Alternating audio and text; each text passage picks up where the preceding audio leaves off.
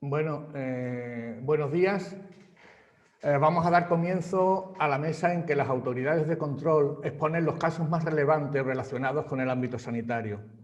En esta ocasión se dedica a la experiencia de las autoridades en tiempos de pandemia.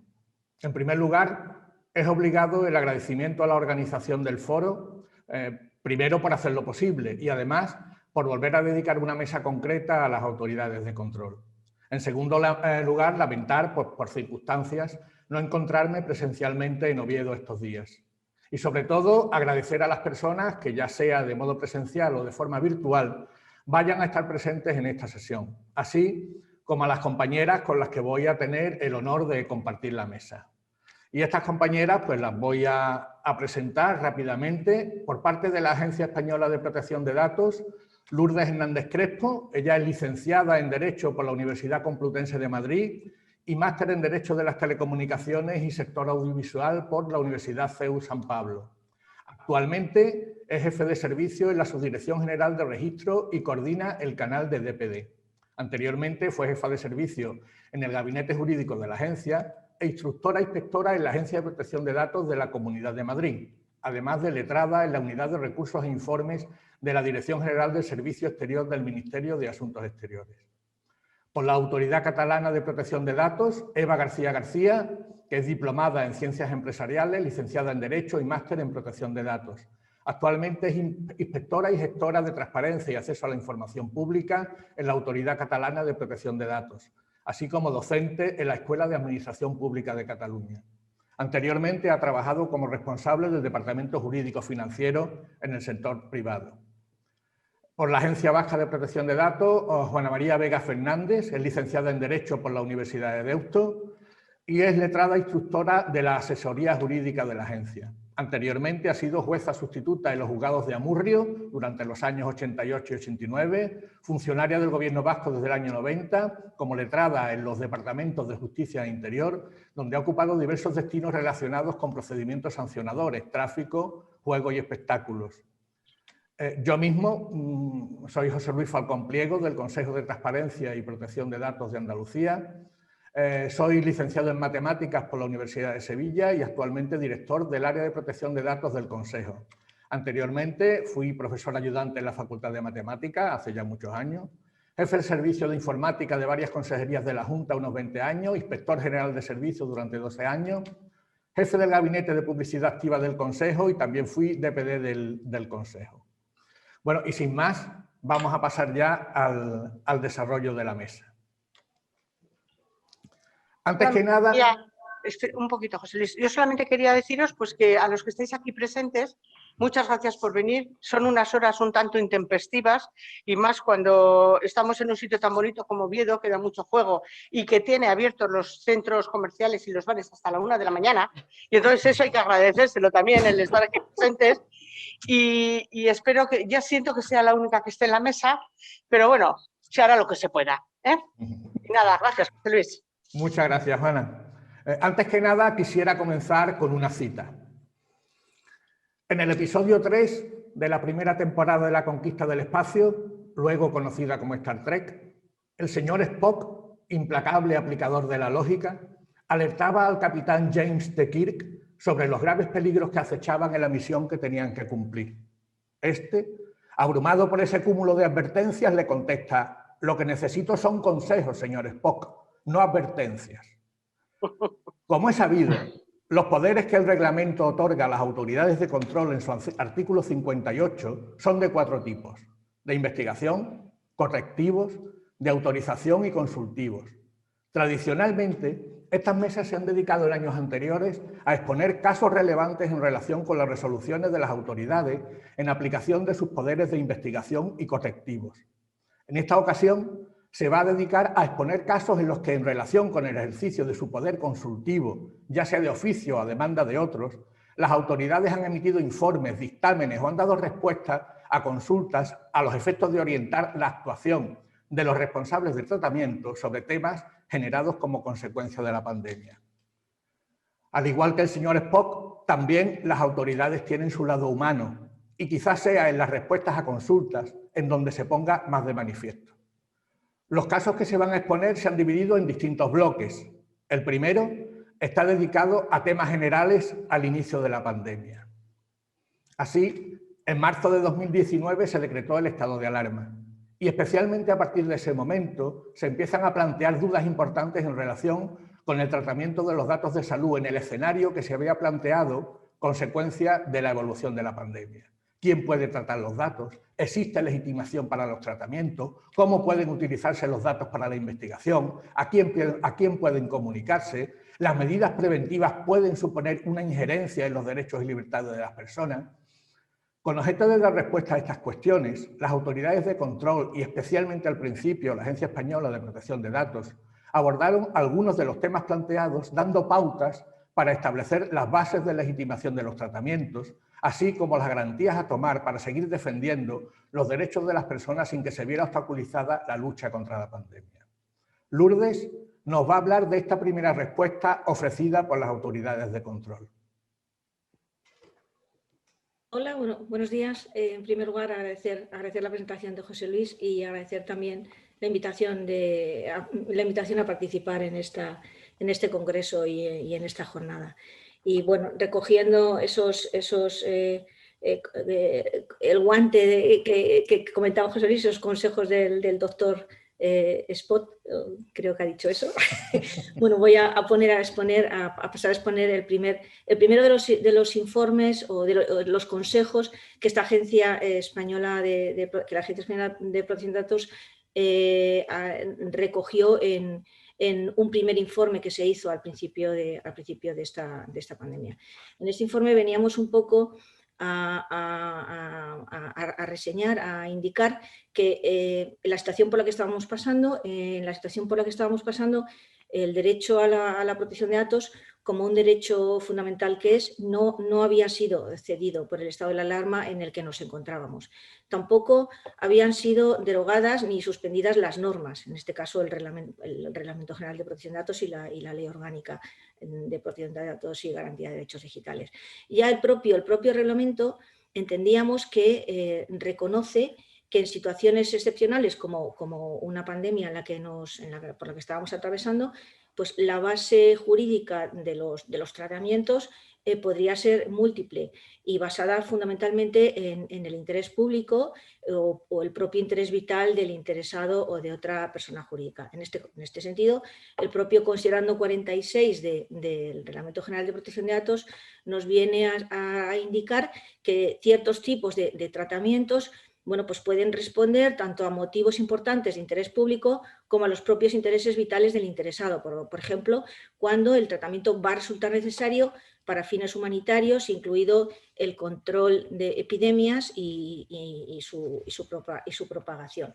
En este caso, en relación con lo que puede ser la legitimación del tratamiento de estas categorías especiales de datos, como pueden ser los datos de salud, que era lo que se estaba planteando, para este tratamiento de los datos de salud, la norma nos indica que no basta que exista una base jurídica del artículo 6 del reglamento, sino que de acuerdo con lo previsto en el artículo 9.1 y 2 del propio reglamento, pues debe existir una circunstancia que de alguna manera levante la prohibición del tratamiento de categorías especiales de datos, como puede ser este dato de salud, que era al que nos estábamos enfrentando en estos momentos. Entonces, en este informe que primero que emitimos, la agencia pues entendía que estas circunstancias las podíamos encontrar en varios epígrafes de ese apartado 2 del artículo 9 del Reglamento General de Protección de Datos. Podían ser pues, el cumplimiento de obligaciones y el ejercicio de derechos específicos del responsable del tratamiento en el ámbito del derecho laboral, para proteger intereses vitales del interesado o de otra persona física, por razones de un interés público esencial, para fines de medicina preventiva, laboral, evaluación de la capacidad laboral o del trabajador, el diagnóstico médico, y también por razones de interés público en el ámbito de la salud pública. Estos epígrafes son los que recoge el apartado 2 del artículo 9 en los apartados B, C, G, H, I. Quiere decir que estos artículos vienen un poco a establecer esa posibilidad de levantar esa prohibición del general del reglamento del tratamiento de estos datos de salud, para luego encontrar esa base de legitimación, esa causa de ilicitud en el artículo 6 del Reglamento General de Protección de Datos. Por ejemplo, en el ámbito del derecho laboral y de la seguridad social y protección social, bueno, pues existe una norma que es la Ley de Prevención de Riesgos Laborales, que de alguna manera viene a señalar, es una norma a la que el propio empleador se viene obligado, y de esta norma se desprende un deber del empresario de protección de los trabajadores frente a los riesgos laborales, y en estos supuestos el empresario debe garantizar la seguridad y salud de los trabajadores a su servicio en todos estos aspectos relacionados con el trabajo. En el ámbito sanitario tenemos como norma relevante pues, la Ley Orgánica 386 de Medidas Especiales en Materia de Salud Pública, que fue modificada por el Real Decreto del Estado de Alarma, el 6/2020. También tenemos la Ley 33/2011 General de Salud Pública. Bueno, pues en estas normas vienen un poco a recoger que la salvaguardia de intereses esenciales en el ámbito de la salud pública va a corresponder a las autoridades sanitarias, en concreto a las autoridades sanitarias de las diferentes administraciones públicas. Y estas propias normas, en las que no me voy a extender porque no vamos a recoger los artículos específicos, que no voy a leerlos, vamos. Bueno, pues esta norma pues viene un poco a establecer la posibilidad de adoptar medidas adicionales en casos de riesgo de transmisión de enfermedades. Y para adoptar estas medidas de control de enfermos y de las personas que estén o hayan estado en contacto con ellos, y vienen un poco a dar esa posibilidad de que se adopten estas medidas excepcionales y todas las que se consideren necesarias en caso de un riesgo transmisible. En todo caso, bueno, esta legitimación que hemos entendido que existe para el tratamiento de estas categorías especiales de datos, estos tratamientos en estas situaciones de emergencia sanitaria tienen que seguir siendo tratados de conformidad con la normativa de protección de datos, y en concreto se siguen aplicando todos estos principios del artículo 5 del Reglamento General de Protección de Datos.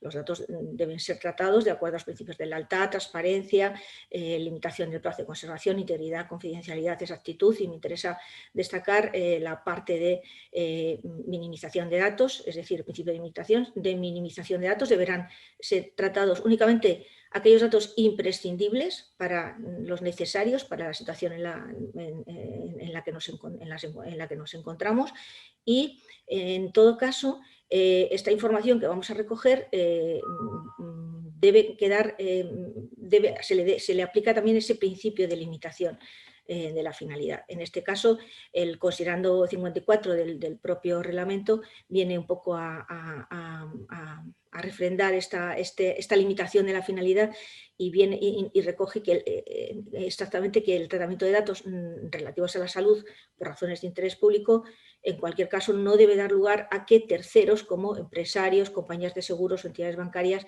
traten datos personales con otros fines. Es decir, habrá que el tratamiento de esta información deberá quedar restringido a esta finalidad de razones de interés público, o sea, el tratamiento de datos de salud por razones de interés público. Bueno, y hasta aquí termino el supuesto o caso sobre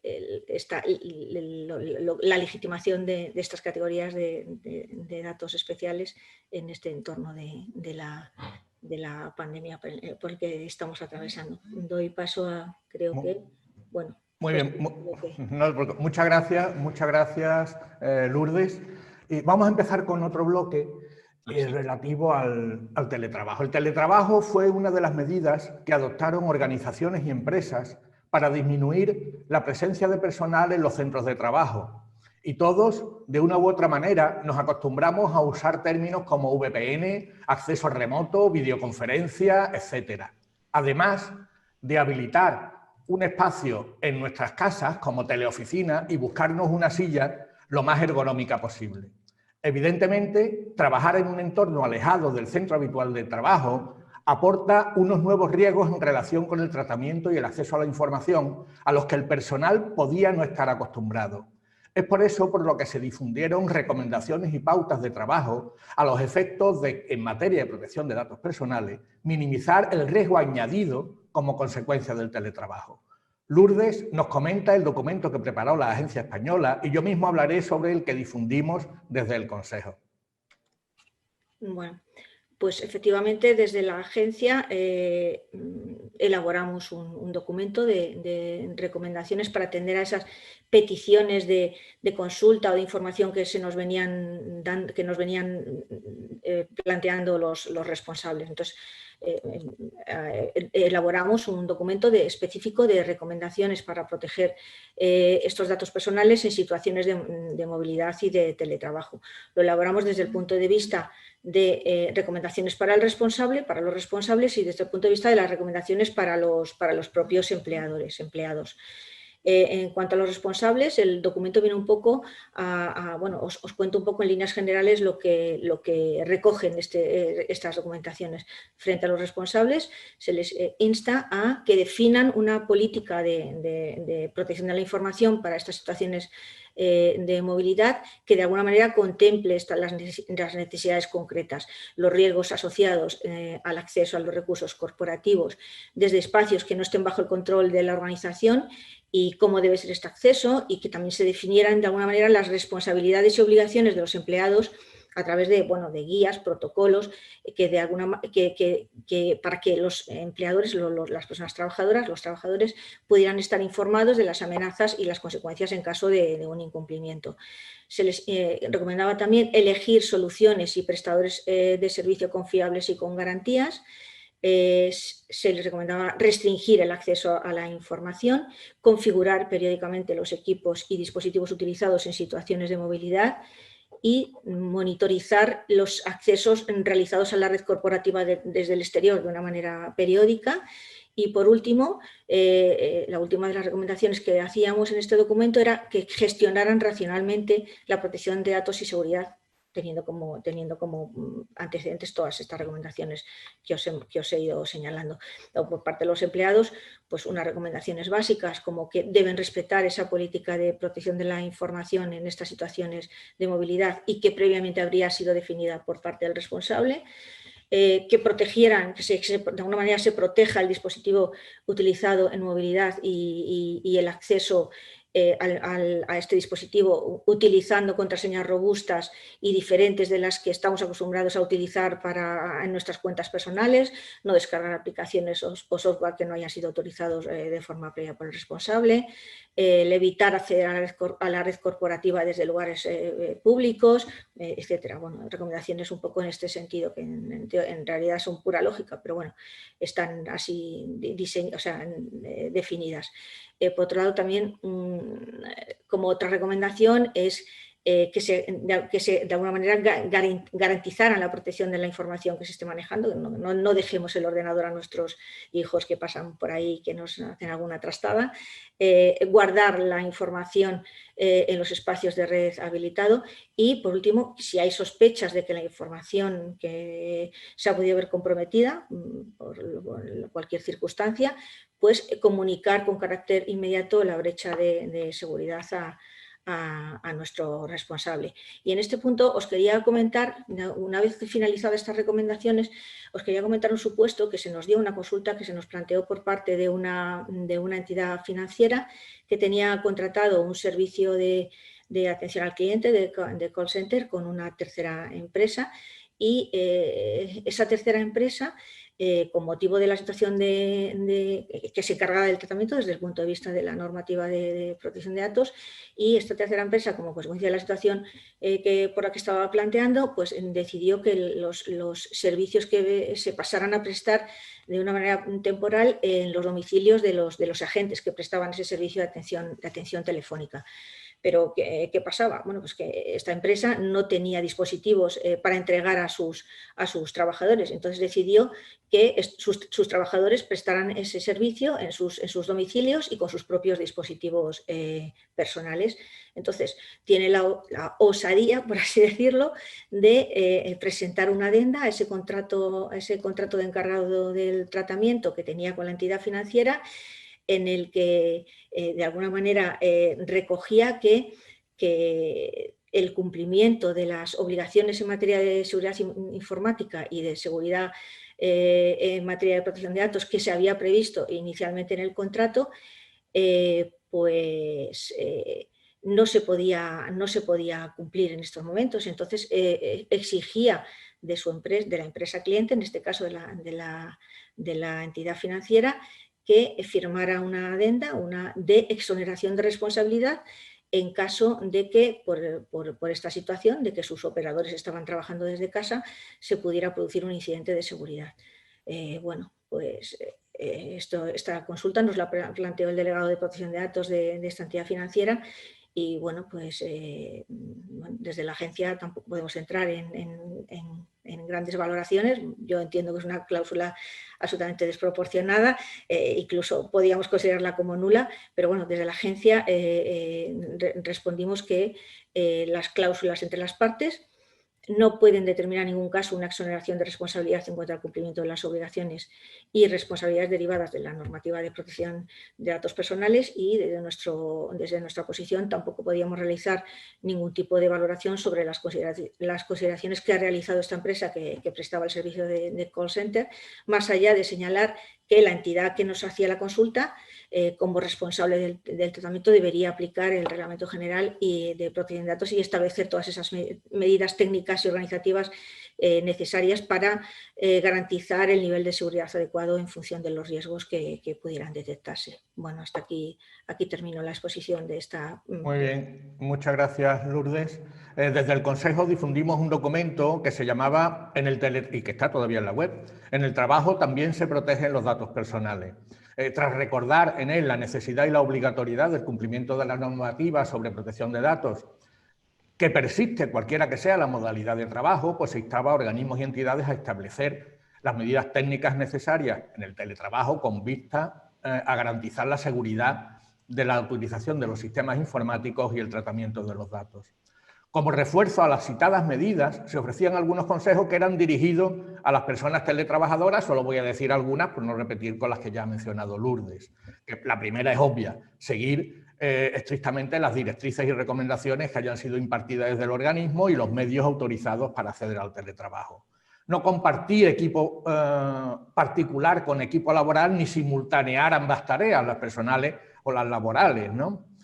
Asegurarse que se dispone de un antivirus operativo y que se actualiza adecuadamente, utilizar los recursos compartidos corporativos para compartir información, no almacenar en el disco duro local información, especialmente si contiene datos de carácter personal, no almacenar las claves de modo automático en los equipos. Si se abandona temporalmente el trabajo, bloquear adecuadamente las conexiones o cancelarlas en su caso, no facilitar a otras personas la visualización o la consulta de ninguna información a la que se tenga acceso, tener especial cuidado con los correos electrónicos, no ejecutar enlaces ni entrar en enlaces sospechosos, preferentemente trabajar con documentación digital, pero si es imprescindible que se manejara en los domicilios documentación física, asegurarse que se había autorizado y registrado su traslado y que éste se realizaba con las garantías adecuadas. Nunca debía perderse el control sobre la documentación física y sobre dónde se encuentran los expedientes que se estaban tramitando. Mantener adecuadamente ordenada la documentación en el domicilio y reservada cuando no se esté utilizando. Y comunicar, como ha dicho Lourdes, al organismo cualquier incidencia. Y siempre acostumbramos a que ante cualquier duda se contactara con los delegados de protección de datos, que para eso tienen esa labor de asesoramiento al personal del responsable. Vamos a entrar ahora en otro bloque. Se planteaba la duda de cómo contactar con las personas, pues para ofrecerles información en relación con la pandemia o darle una asistencia urgente. ¿Qué uso se puede hacer del padrón, del censo o de otras bases de datos para obtener información de contacto con las personas? También respecto a este tema se plantearon cuestiones. Eva nos va a contar algunos casos que dieron lugar a dictámenes de la autoridad catalana, y Juana nos hablará de otro caso de solicitud de datos de uso del padrón. Eva. Hola, buenos días. Bueno, en primer lugar agradecer al foro a 6 el poder participar en este foro, y porque es un lujo participar en él y un lujo compartir esta mesa con José Luis, Lourdes y Juana. Bien, como ha dicho José Luis, voy a explicar 3 casos que se plantearon a la Autoridad Catalana de Protección de Datos para que elaborase un dictamen en relación a la utilización de determinadas bases de datos. La primera de ellas era un ayuntamiento planteó la siguiente cuestión. Yo como ayuntamiento tengo a mí la Comisión Nacional del Mercado de la Competencia me pasa periódicamente una base de datos que consiste en los números de teléfono móviles y fijos con la persona titular de esos números de teléfono. Esta base de datos yo la incorporo en el aplicativo de la Guardia Urbana, de manera que cuando alguien llama a una emergencia al 092, automáticamente se puede ver la persona que llama y el número de teléfono origen de la llamada. Pues bien, el ayuntamiento planteaba, yo puedo utilizar esa base de datos para enviar SMS o para hacer llamadas telefónicas a la población en determinados casos de emergencia, por ejemplo, avisos de confinamiento. Pues bueno, desde la autoridad se analizó esa consulta, se estableció que existía una base legítima para ese tratamiento, fundamentalmente basado en las competencias que tienen los municipios, los entes locales, establecidas en la Ley de Bases de Régimen Local, en la normativa de protección civil y también en la normativa de salud pública. Por lo tanto, en ese sentido había una base legítima que le daba licitud al tratamiento. Pero como ya sabemos, no solamente de licitud se vive en la protección de datos, sino que el reglamento además exige que se cumpla el resto de garantías y de principios de la normativa, como antes ha comentado Lourdes. Pues bien, aquí lo relevante era analizarlo desde el punto de vista de la finalidad. Era obvio que esta base de datos que el ayuntamiento había obtenido para una determinada finalidad, que era que desde la Guardia Urbana se pudiera tener acceso rápidamente a quién había realizado la llamada y el número de origen de la llamada, y era para poder actuar en esa emergencia, y aquí se quería utilizar para otra cosa, que era para contactar directamente con esas personas en determinados casos de emergencia. Pues bien, aquí acudiendo al artículo 6.4 del reglamento, este cambio de finalidad, como saben, solamente se puede realizar o bien hay el consentimiento, o bien hay una normativa que permite este cambio de finalidad, o bien se aplica el llamado test de compatibilidad. Aquí no había consentimiento para ese cambio de finalidad.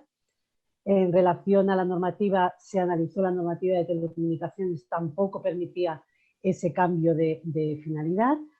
Y por último, desde el prisma del test de compatibilidad, tampoco se superaba. Es cierto que había una cierta relación en la emergencia, ¿no? Por un lado, emergencia en contactar a las personas que habían llamado a la Guardia Urbana, o emergencia en avisar a la gente en determinadas situaciones de emergencia, pero aquí el escollo fundamental era que la propia normativa de telecomunicaciones establecía números clausus, en casos tasados por los cuales tú podías utilizar esas bases de datos. Y eso es lo que determinó que la autoridad considerara que no se podía hacer uso de esta base de datos. El segundo caso que se planteó, la solución fue diferente, y sí que se estableció que había una compatibilidad. El caso era el siguiente: un ayuntamiento planteó la utilización de la base de datos del padrón municipal, que como todos sabemos tiene una finalidad muy concreta y determinada, que es acreditar la residencia y la condición de vecino o vecina de un municipio. Pues bueno, planteaba la posibilidad de utilizar los datos del padrón, entre ellos el número de teléfono, que en cualquier caso es un dato que del número de teléfono que se da no es obligatorio, sino que se da voluntariamente.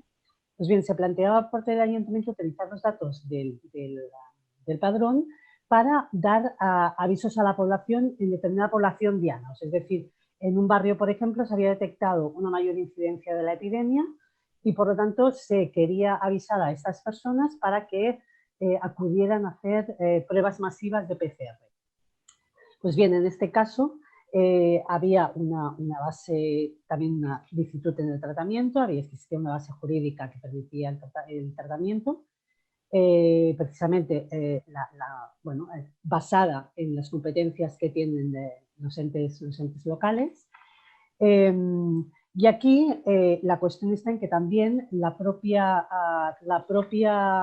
legislación de la Ley de Bases del Régimen Local y permitía ese cambio de finalidad. También se han hecho desde el punto de vista de finalidad, permitía este cambio de finalidad. También la Ley de Protección Civil lo amparaba y fundamentalmente la cuestión estaba en que el artículo 16.3 de la Ley de Bases del Régimen Local permite, por ejemplo, la comunicación de los datos a otras administraciones públicas para que estas otras administraciones públicas puedan ejercer sus competencias. Por lo tanto, se planteó, hombre, si se puede comunicar a otras administraciones los datos del padrón, con más razón los propios órganos o áreas del propio ayuntamiento pueden utilizar esos datos para ejercer sus competencias. Y a la misma conclusión se llegó si se hubiera analizado desde el punto de vista del test de compatibilidad, es decir, se valoró que no había una especial incidencia en el derecho a la protección de datos de las personas, que tampoco tenía graves consecuencias de la utilización de su número de teléfono, que recordemos es un dato que se da voluntariamente, tampoco tenía grandes consecuencias y además que tampoco podía sorprender a las personas afectadas que el ayuntamiento les utilizara su número de teléfono para ejercer sus propias competencias, es decir, que no les podría sorprender. Y el último caso, en este de la utilización de bases de datos, se planteó la comunicación del Registro Central de Personas Aseguradas, que son las personas que son usuarias de los servicios públicos de salud. Es una base de datos que depende del Servicio Catalán de la Salud, del Departamento de Salud, y se planteó la comunicación de estas bases de datos a un organismo con competencias en materia de salud pública, un organismo de ámbito municipal. Aquí se valoró que la propia normativa también de salud pública y también la propia norma de creación del organismo amparaba la utilización, o sea, amparaba esta comunicación, este tratamiento de datos. Pero aquí se valoró en relación a los principios y garantías que, como hemos dicho, se han de cumplir también. Aquí el prisma no era la finalidad, el prisma desde que se analizó, sino el prisma de la minimización. Es decir, el ayuntamiento lo que quería era contactar con determinadas personas, quería acceder a esta base de datos del Registro Central de Personas Aseguradas para poder contactar con personas concretas que había detectado que tenían una especial vulneración. Se tenía una determinada situación de vulneración social, eran personas vulnerables. Entonces, desde este prisma de la minimización, desde la autoridad se determinó que entonces no era necesario que se traspasara en bloque todos los datos de todas las personas que formaban parte del Registro Central de Personas Aseguradas de todo el municipio, sino que este organismo creado al efecto tenía que pedir en relación a qué personas quería esos datos. Y luego, por otro lado, que el registro también, además del nombre, domicilio y los datos de contacto de esa persona, también había el número de identificación de sanidad, o sea, el número de la tarjeta sanitaria. Número de registros de tarjeta sanitaria, que sabemos que el reglamento estipula que es un dato de salud en sí mismo. Por lo tanto, desde este punto de vista de la minimización de los datos, se determinó que no era necesario que desde el Departamento de Salud se facilitara ese dato que estaba incorporado en ese registro, porque el organismo no lo necesitaba para nada para ejercer sus funciones y competencias. Y estos son los tres casos que hemos tenido en la Autoridad Catalana de Protección de Datos en relación a la utilización de bases de datos y censos en esta pandemia. Y ahora doy paso a Juana, que tenía un caso también al efecto. Sí, nosotros hemos tenido distintos supuestos relativos a la cesión de datos de padrón, pero quizás entre todos los casos que hemos tenido voy a destacar uno. José Luis hablaba del doctor Spock y de los consejos que era necesario. Yo voy a ser más simple, yo os voy a decir que yo sigo el consejo de mi madre. Mi madre no era una mujer con muchos estudios ni con mucha cultura, pero sí era una mujer muy sabia. Y siempre decía que estas situaciones, como las de la pandemia o situaciones extremas, sacan siempre lo mejor y lo peor de las personas. Entonces, en este supuesto sacó lo mejor de las personas y es un supuesto en el que una mancomunidad de municipios, de pequeños ayuntamientos de una zona, en la materia de servicios sociales, un grupo de jóvenes de los diferentes pueblos consideran que es necesario ayudar a los mayores, entre comillas, de 65 años. Yo la verdad es que no me siento mayor, aunque casi estoy próxima a los 65. Pero bueno, los chicos eran una cuadrilla de jóvenes de distintos pueblos que se reunían y querían ayudar. Ellos querían poner su granito de arena ante esta situación de aislamiento que consideraban que nos encontrábamos los de cierta edad. Entonces, ¿qué pasa? Ellos pidieron al ayuntamiento, a los distintos ayuntamientos, que les suministrara la base de datos a través del padrón de todas las personas de sus pueblos que tuvieran esa condición, es decir, que fueran mayores de 65 años. Como con la finalidad, más que nada, pues de evitar esa situación de aislamiento, de hacerles compañía, de hacerles los recaos, de acogerles. La idea, desde luego, era muy buena. Como decía mi madre, se saca lo mejor de las personas. Pero claro, la agencia se encontró con un problema. Primero, todos sabemos que el padrón municipal es un órgano, un registro administrativo, pero es un registro administrativo que sirve para acreditar el domicilio y la vecindad. En eso no hay problema. Pero ¿qué pasa? Como decían mis compañeras, la ley de régimen local establece que el padrón únicamente podrá ser utilizado para la finalidad prevista por el mismo. Por lo tanto, en principio veíamos problemas para la cesión. Luego, como muy bien ha dicho Eva, el padrón puede ser cedido a una administración pública sin consentimiento de los vecinos para el ejercicio de sus propias competencias. Pero aquí no nos encontrábamos ante esa situación. Y segundo, el padrón puede ser utilizado también por el propio ayuntamiento para ejercer sus competencias, pero tampoco nos encontrábamos. Entonces, la agencia lo que hizo es quiso dar una solución. La idea era buena, la idea de los jóvenes era muy buena, hubiese sido hasta cierto punto una consideración el decir, oiga, no, mire, es que no le podemos dar ese dato, hay gente de 80 años que está sola o que necesita que le hagan los recaos y por una cosa, como nos decían ellos, puramente burocrática, puramente administrativa, no les podemos dejar solos. Entonces, ¿qué hizo la agencia? Pues ante eso dijo, pues muy fácil. Vamos a hacer una cosa, el ayuntamiento puede ponerse en contacto con su vecino, le va a prestar un servicio social, como es que se pueda poner, que puedan estar cubiertos o protegidos por esos jóvenes. ¿Qué hacemos? Le llamamos a cada ayuntamiento llama a su vecino mayor de 65 años y le da el contacto, es decir, le dice al teléfono donde puede dirigirse y la persona que se puede dirigir. De esta forma lo que se hizo fue cubrir esa laguna legal, si podríamos decir, de que no podríamos haber cedido ni ayudado y sin embargo, pues eso, no quisimos dar un consejo, quisimos dar una solución. La verdad es que tuvo mucho éxito y los ayuntamientos han estado muy contentos y los ciudadanos también. Muy bien, muchas gracias, Juana. Y llegamos a la toma de temperatura. Pues quizás sea uno de los temas a los que más vueltas se le ha dado desde el inicio de la pandemia.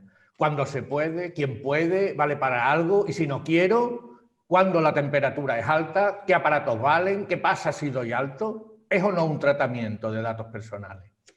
A todo esto se une además la utilización de otros dispositivos avanzados.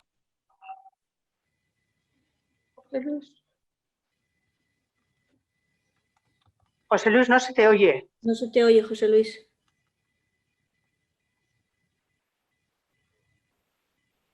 Perdón. Ahora sí. Disculpadme. Estaba diciendo que hemos llegado al momento de la toma de temperatura. Hemos llegado ya a ese momento. Cuando se puede, quizás sea uno de los temas que más vueltas se le ha dado desde el inicio de la pandemia. Cuando se puede, quién puede, vale para algo, y si no quiero, cuando la temperatura es alta, qué aparatos valen, qué pasa si doy alto, es o no un tratamiento de datos personales. A todo esto se le une además la utilización de otros dispositivos avanzados y más ágiles para la detección. Las cámaras térmicas o las termográficas, donde ya no solo se puede medir una temperatura, sino que pueden entrar en juego otros datos biométricos. Cada una de las compañeras nos va a contar algún caso en relación con este tema. Empieza Lourdes. Bueno, pues yo empiezo dando así una visión general de lo que es la situación. Se nos han dado bastantes supuestos y consultas sobre la utilización de cámaras y de termómetros de toma de temperatura en el acceso al entorno laboral, en el acceso a establecimientos comerciales, locales de ocio, bares, restaurantes, incluso en centros educativos. Bueno, en esta situación, pues desde la agencia pues, queríamos destacar la preocupación que se tenía por este tipo de actuaciones que se están realizando sin un criterio previo y necesario de las propias autoridades sanitarias. Entonces, señalamos en primer lugar que desde la posición de la agencia este tipo de operaciones puede suponer un tratamiento de datos personales y como tal pues debe ajustarse a las previsiones de la normativa de aplicación, en este caso de protección de datos. Este tratamiento de toma de temperatura, sin lugar a dudas, puede suponer una injerencia particularmente intensa en los derechos de los afectados. Por una parte, porque puede afectar a datos relativos a la salud de las personas, no solo porque el valor de la temperatura es un dato de salud en sí mismo, sino porque también a partir de esta toma de temperatura se puede de alguna manera asumir que una persona padece o no una concreta enfermedad, como es en estos casos puede ser una infección por coronavirus.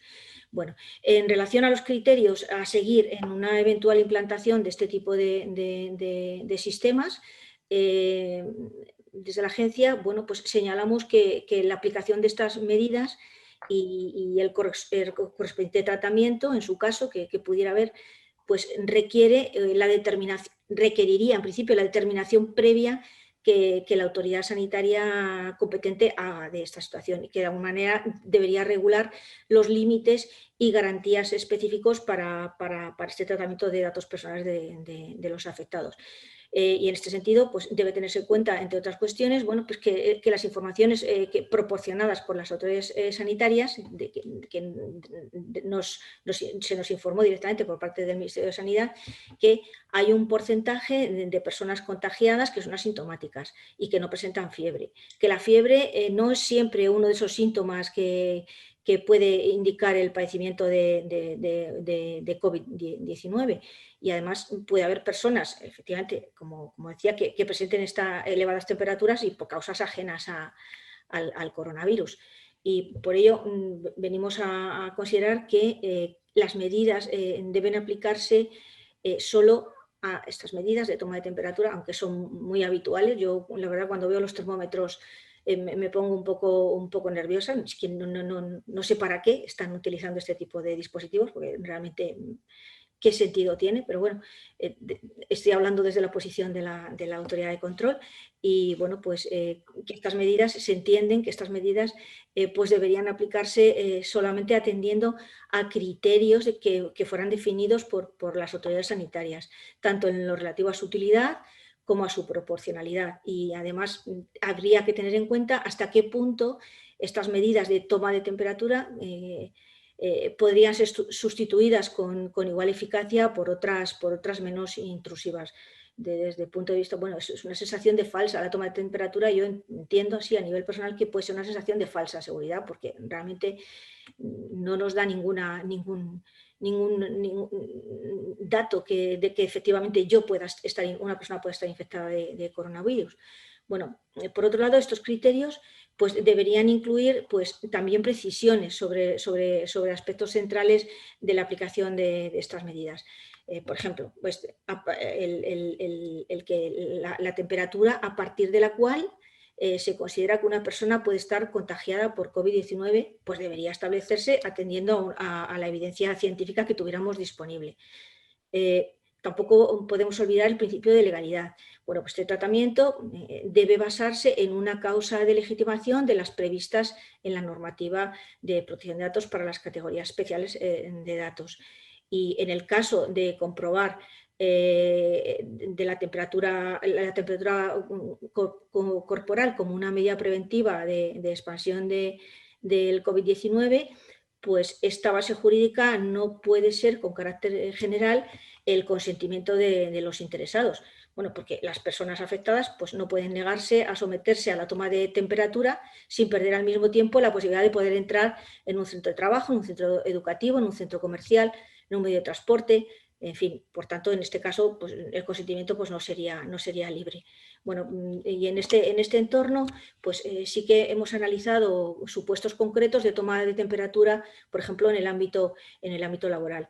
Pues en el ámbito laboral hemos entendido que la propia ley de prevención de riesgos laborales establece que como los trabajadores, las personas trabajadoras, tienen derecho a una protección eficaz en materia de seguridad y salud en el trabajo. Y por otro lado, el empresario, como ya os he dicho anteriormente, bueno, pues debe garantizar la seguridad y la salud de los trabajadores a su servicio. Bueno, pues en el entorno laboral, la toma de temperatura y el tratamiento que de ello se derive, pues puede encontrar su causa de legitimación en el cumplimiento de esas obligaciones del responsable en el ámbito del derecho laboral y de la seguridad y protección social. Y en todo caso, estas tomas de temperatura deberían ir acompañadas, o esta actuación debería ir acompañada de un protocolo que establecido por el propio Servicio de Prevención de Riesgos Laborales, en el que de alguna manera se concreten las medidas a adoptar en el caso de esta temperatura alta o que de alguna manera pueda dar lugar a que entendamos que hay síntomas compatibles con COVID-19.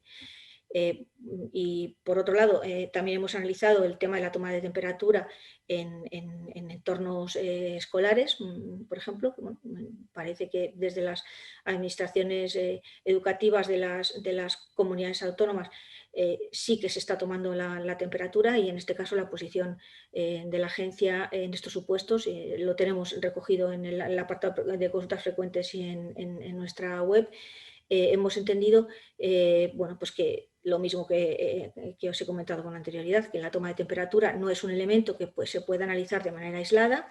Puede ser un indicio de que existe algún tipo de enfermedad, pero en este caso el COVID-19, pero exige una comprobación correcta desde el punto de vista sanitario. En todo caso, entendemos que esta toma de temperatura en los centros escolares debe ir acompañado de un protocolo en el que se concreten las medidas a adoptar por parte de los centros educativos. No que entre el niño en clase, se le tome la temperatura y si la tiene alta se le devuelve al niño al papá o a la mamá para que se lo lleve a su casa. No, debe ir, esta toma de temperatura debe ir asociada a una serie de protocolos que de alguna manera pues, garanticen la evidencia o no de un posible contagio de COVID-19. Bueno, hasta aquí he expuesto mi parte en este tema. Creo que Eva tiene a comentar. Sí. Bueno, después de esta exposición que he hecho Lourdes, solamente me queda casi que reiterar un poco en la práctica lo que ella ha comentado.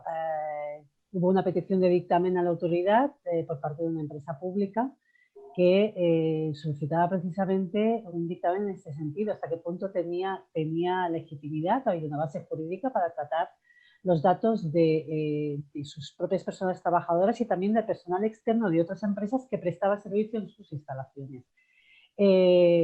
La autoridad puso en evidencia en este dictamen lo que comentaba muy bien Lourdes, es decir, hasta qué punto la toma de temperatura realmente es una herramienta útil, necesaria, válida para detectar la epidemia, ¿no? O detectar, perdón, la enfermedad del COVID-19, ¿no?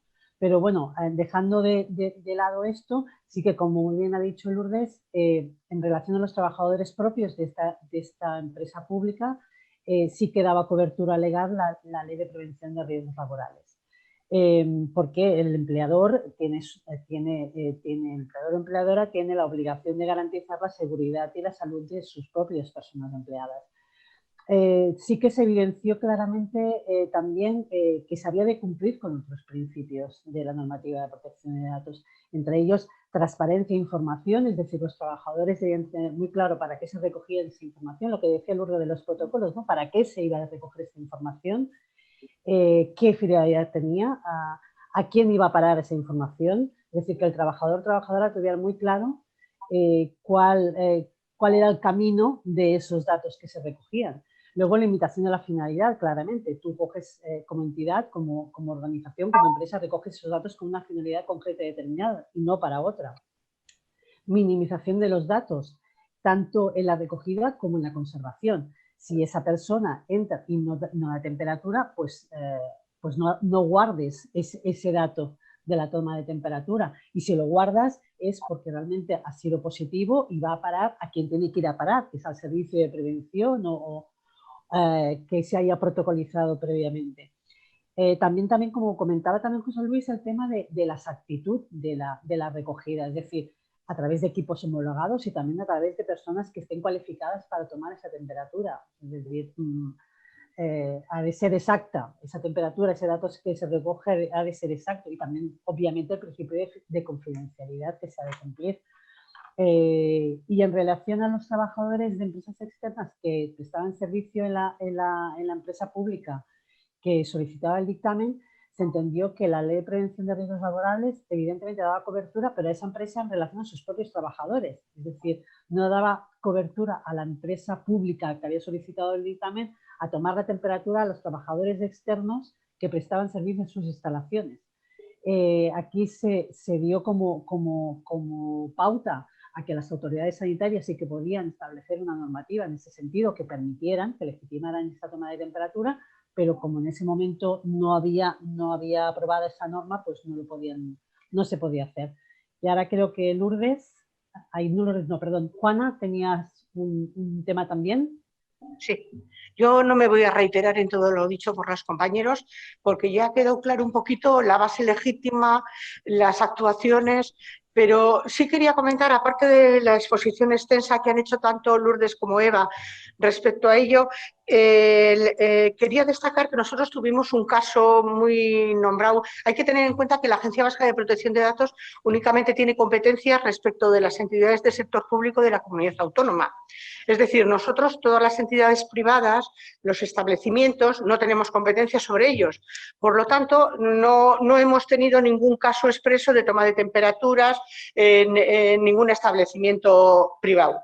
Pero sí, un ayuntamiento de nuestra comunidad autónoma, un ayuntamiento importante, nos planteó que quería poner, o más bien había puesto, 5 cámaras térmicas en 5 edificios de la comunidad autónoma. Entonces nos preguntaba a ver si esa actuación era legítima y qué podrían hacer. Hay que tener en cuenta que su idea era que ellos ponían las cámaras, pero no iban a grabar imágenes. No iban a tomar los datos de las personas que no se les permitiera la entrada porque la temperatura no era, según ellos, la adecuada. Y entendían que tampoco había un tratamiento de datos. ¿Por qué? Porque al fin y al cabo estaban tomando temperaturas a gente que entraba en sus edificios. Entonces les dijimos que no, que sí, que se producía un tratamiento de datos personales desde el momento en que se tomaba la temperatura a una persona identificada o identificable. Entonces dijeron, pues muy fácil. Como han comentado mis compañeras, desde el punto de vista del trabajador no había problema, porque tenemos la ley de prevención de riesgos laborales y tanto el empleador como el empleador tiene que velar por la seguridad y salud de los trabajadores y el empleado tiene que velar por su seguridad y la salud suya y de sus compañeros. Con lo cual podrías decir, bueno, esto está salvaguardado. Dices, bueno, pues mira, ya tenemos la toma de temperatura de los trabajadores, lo tenemos salvaguardado, la legitimidad por la ley de prevención de riesgos laborales. Pero claro, ¿qué ocurría con aquellas personas que entraban dentro de los ayuntamientos? Pues hacer una consulta, aunque se procuró que fuera todo de manera digital, pero mucha gente, oye, necesita ir a consultar, a preguntar qué pasaba con ellos. Dijeron, no importa, ponemos un cartel en la puerta diciendo que se va a tomar la temperatura a toda la persona que entre.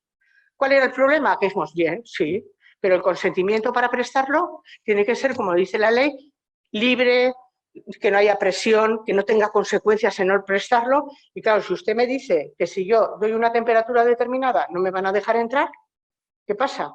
No estoy prestando un consentimiento libre. Si no me dejan entrar porque no me tomo la temperatura, no estoy emitiendo un consentimiento libre.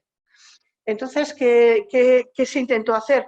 Pues estaba claro que no había legitimidad y se dijo, vale, vamos a esperar que las autoridades sanitarias, como decían las compañeras, determinen primero las condiciones en que tiene que prestarse ese consentimiento, cómo se puede prestar el consentimiento, si es lícito recoger la temperatura de las personas.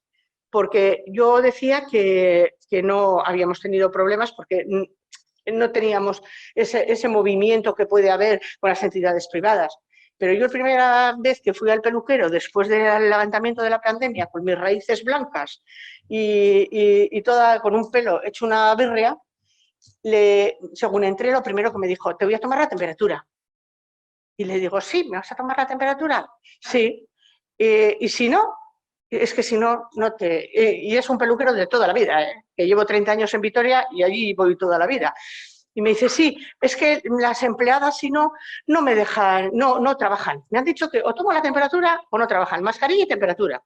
Digo, bueno, pues vale, oye, ante la situación que teníamos, pues hija, había que ir al peluquero. Y luego, al cabo como de 3 meses o así, luego volví otra vez, porque voy de vez en cuando, no al cabo de 3 meses, claro. Y a la tercera vez que fui, me volví a tomar la temperatura y me dice, Juana, te tengo que comentar algo.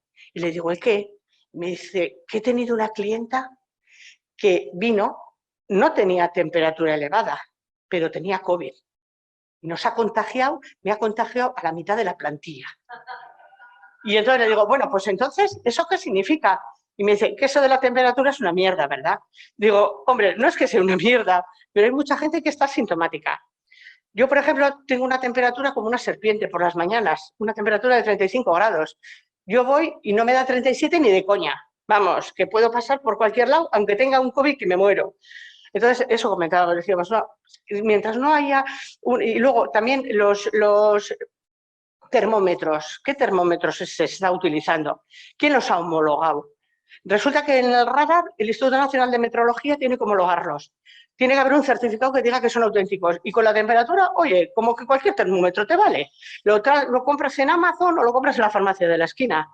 Y luego, respecto de lo que decía Lourdes, de los protocolos en educación. Mira, eso sí yo creo que tenemos que vanagloриarnos de que el Departamento de Educación del Gobierno vasco ha hecho unos protocolos muy buenos, muy detallados y muy adecuados en los casos de los centros escolares.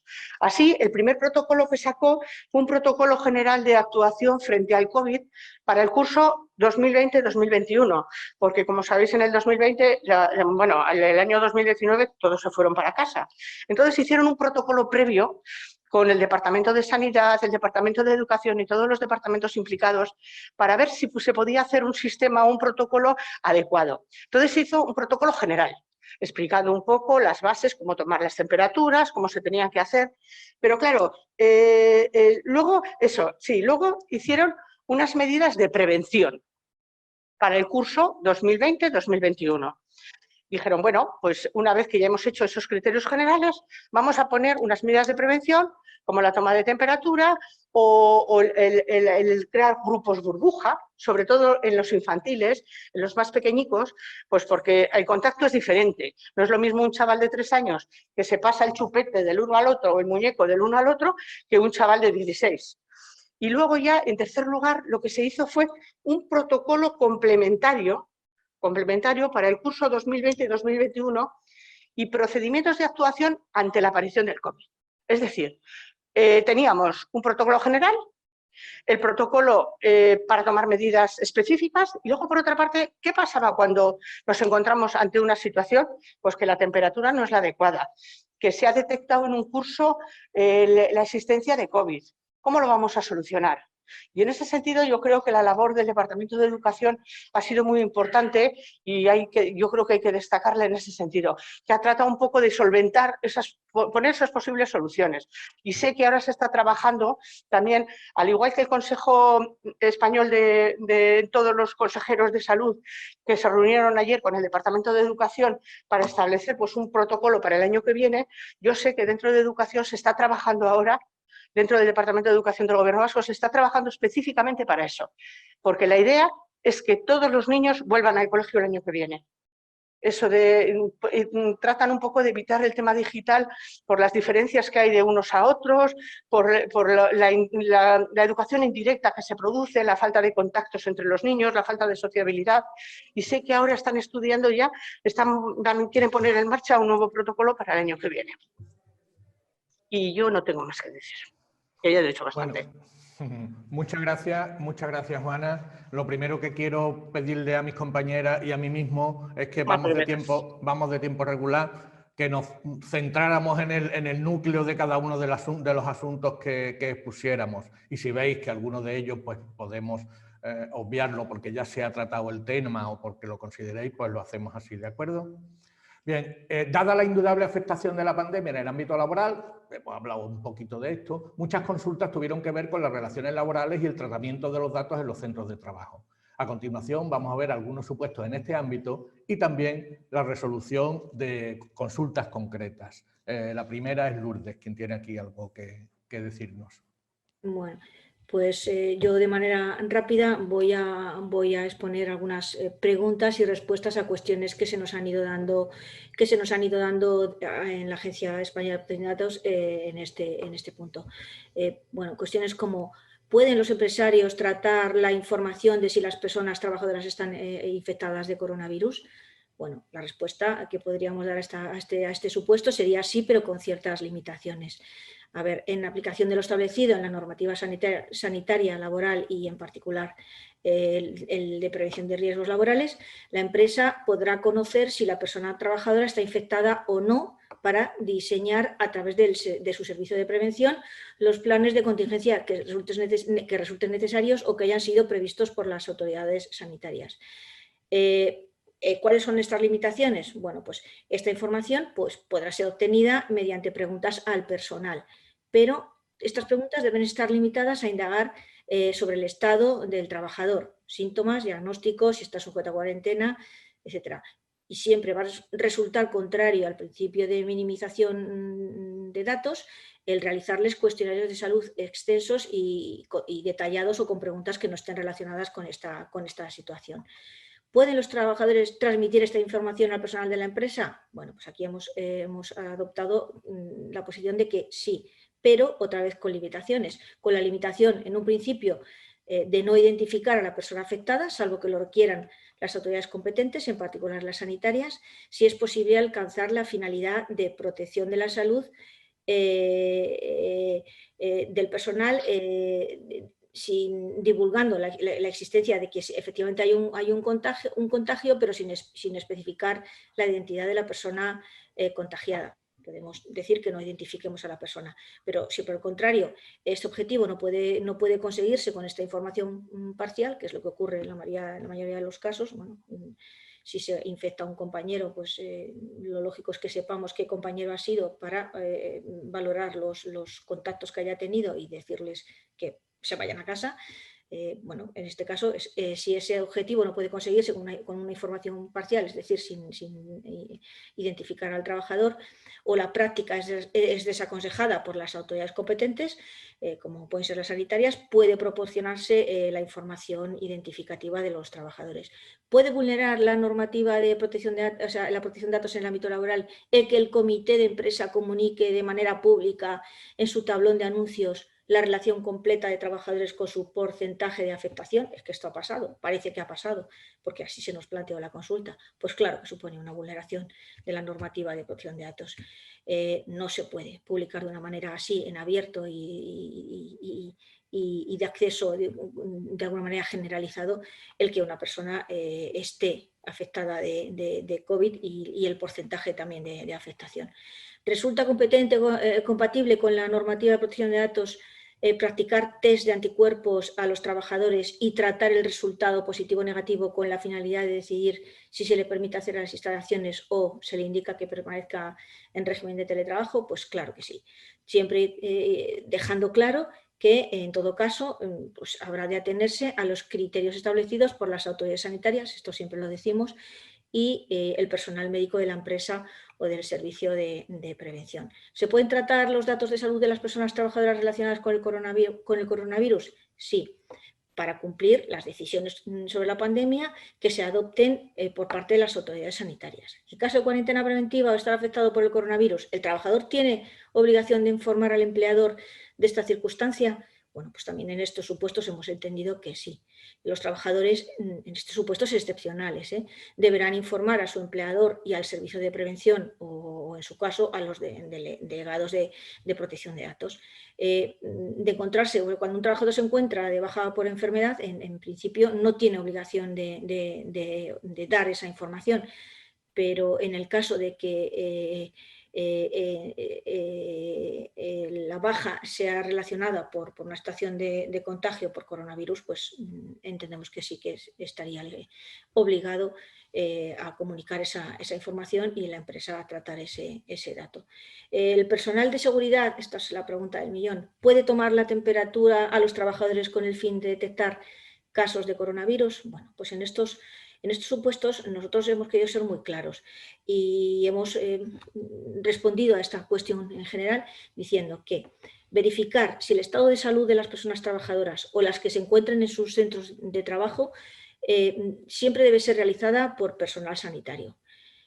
Pero bueno, bajo protocolos establecidos por el personal sanitario del Servicio de Prevención de Riesgos Laborales y a los efectos de buscar posibles indicios de contagio entre el personal de la empresa o el personal externo proveedor que entra en sus instalaciones, esta toma de temperatura y bajo estrictos protocolos del Servicio de Prevención de Riesgos Laborales podría ser realizada no solamente por personal de seguridad, sino por personal propio, por ejemplo, los técnicos en prevención de riesgos laborales de la entidad o el personal de control de acceso a la empresa y no exclusivamente por personal de seguridad. Es decir, el servicio de prevención se puede valer de una empresa de seguridad o de unos vigilantes de seguridad o del personal de control de acceso para